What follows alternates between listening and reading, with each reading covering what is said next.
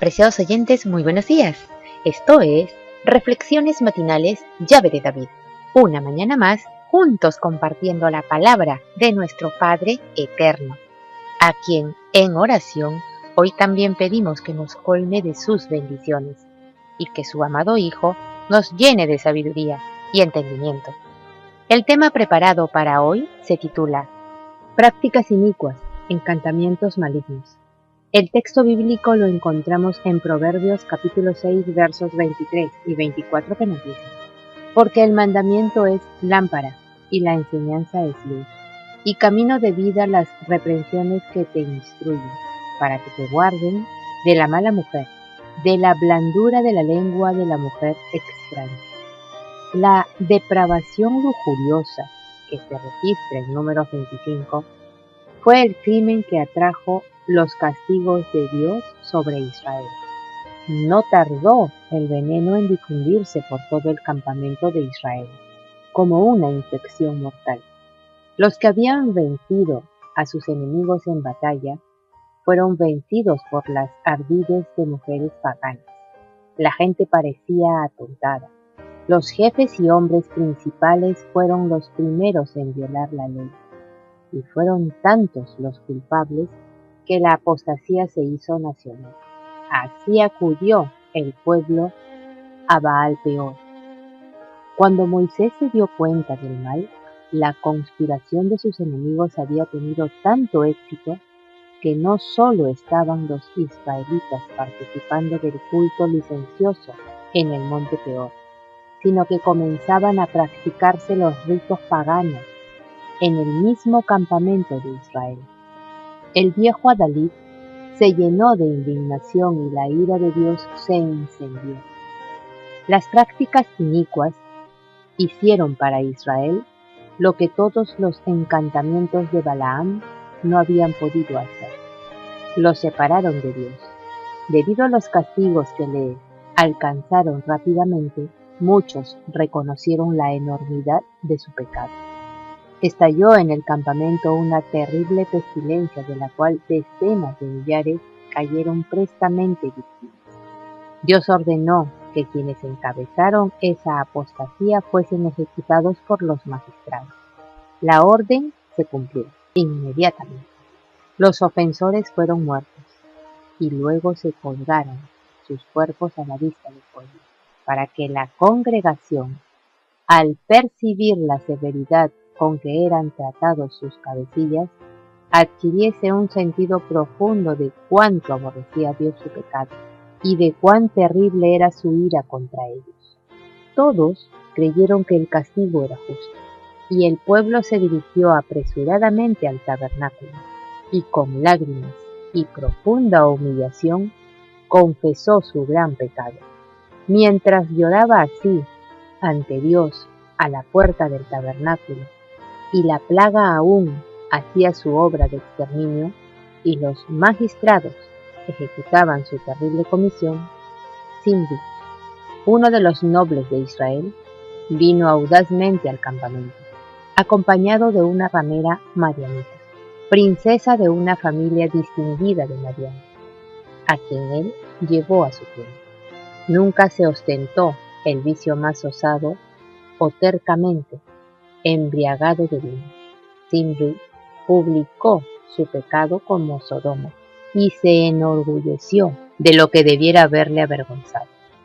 Los sacerdotes y los jefes se habían postrado en aflicción y humillación, llorando entre la entrada y el altar e implorando al Eterno que perdonara a su pueblo y que no entregara su heredad al oprobio. Cuando este príncipe de Israel hizo alarde de su pecado en presencia de la congregación, como si desafiara la venganza de Dios y se burlara de los jueces de la nación, Finnes, hijo del sumo sacerdote Eleazar, se levantó de entre la congregación y agarrando una lanza fue tras el varón de Israel a la tienda y lo mató a él y a la mujer. Así se detuvo la plaga y el sacerdote que había ejecutado el juicio divino fue honrado ante Israel, y el sacerdocio le fue confirmado a él y a su casa para siempre. Los juicios que cayeron sobre Israel por su pecado en Sittim destruyeron los sobrevivientes de aquella vasta compañía que mereciera casi 40 años antes la sentencia. Han de morir en el desierto. A pesar del castigo que vino sobre los pecadores de Israel, el mismo crimen se repitió varias veces. Satanás trabajó muy diligentemente buscando la ruina completa de Israel. Con el consejo de Balaam, Balac puso la trampa. Los israelitas hubieran hecho frente con valor a sus enemigos en la batalla, y los hubieran rechazado, saliendo vencedores. Pero cuando las mujeres llamaron su atención, buscando su compañía, y los engañaron mediante sus encantos, no resistieron la tentación. Fueron invitados a fiestas idólatras, y el exceso de vino oscureció más aún su mente ofuscada. Perdieron su poder de dominio propio, así como su lealtad a la ley de Dios. Sus sentidos estaban tan ofuscados con el vino, y sus pasiones no santificadas habían tomado tanta fuerza venciendo toda barrera, que provocaron la tentación a asistir a esas fiestas idólatras. Esos hombres valientes que nunca habían vacilado en la batalla, no protegieron sus almas para resistir la tentación de complacer sus pasiones más bajas.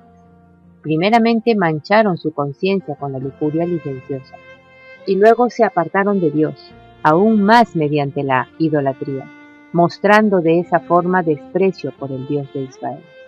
Cerca del fin de la historia de este mundo, Satanás trabajará con todos sus poderes de la misma manera y con las mismas tentaciones que usó para tentar al antiguo Israel justamente antes que entrara en la tierra prometida. Preparará trampas para aquellos que dicen guardar los mandamientos de Dios y que están casi al borde de la Canaán celestial. Usará sus poderes a fin de atrapar las almas y hacer caer al pueblo profeso de Dios en sus puntos más débiles. Ahora, el deber del pueblo que guarda los mandamientos de Dios es velar y orar, escudriñar las escrituras diligentemente, atesorar la palabra de Dios en el corazón para no pecar contra él con pensamientos de idolatría y prácticas deshonrosas, corrompiendo así la mente, el corazón de cada creyente de Dios. El apóstol dice en 1 Corintios 10, del 12 al 14, lo siguiente: así que el que piense estar firme, mire que no caiga.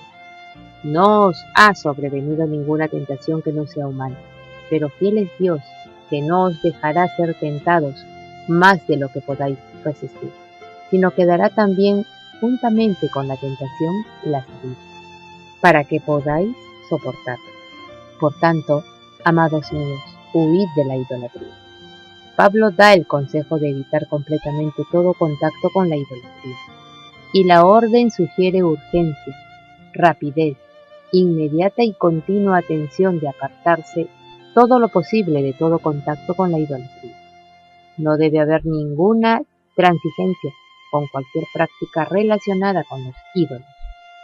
La idolatría puede presentarse bajo muchas formas, incluso la codicia de ganancias, el deseo de dominar a nuestros semejantes, la complacencia de los diversos apetitos carnales y la desmedida locura de buscar placer. Los peligros implicados en relacionarse con los que no aman ni obedecen al Eterno son tan grandes que el Altísimo exhorta a su pueblo a que se separe del estrecho contacto con él. Nadie es suficientemente fuerte para exponerse deliberadamente y sin necesidad a un contacto con la idolatría, en cualquiera de sus formas, y no contaminarse. Apreciados oyentes, que Yahweh nos bendiga. Hasta mañana.